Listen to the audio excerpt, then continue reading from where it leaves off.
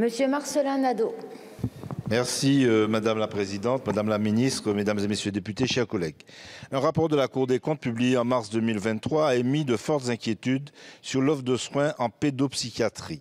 Le nombre de pédopsychiatres diminue de 34% entre 2010 et 2022. Cette problématique est aggravée dans les 10 Outre-mer où l'on compte moins de 5 praticiens pour 100 000 habitants de moins de 16 ans.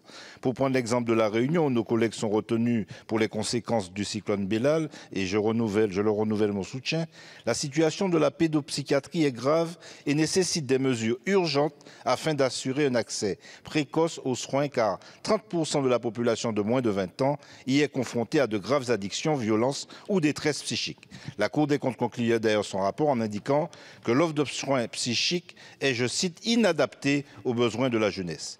Mais il y a un autre impensé de la psychiatrie française. C'est l'absence de suivi psychiatrique dans les prisons en France, mais surtout dans les 10 Outre-mer. Oui, les structures manquent. Nous parlons bien de discrimination structurelle entre l'Hexagone et les 10 Outre-mer. L'offre de soins n'est non pas inadaptée, mais quasiment absente en milieu pénitentiaire comme en milieu hospitalier dans les 10 Outre-mer. Dans nos territoires, il n'existe pas d'unité hospitalière spécialisée aménagée UHSA, ni d'unité pour malades difficiles UMD, notamment en Martinique, Guadeloupe, Guyane. Or, seuls ces types d'établissements peuvent répondre aux besoins des patients, des familles et de la société déjà devenue fortement anxiogène.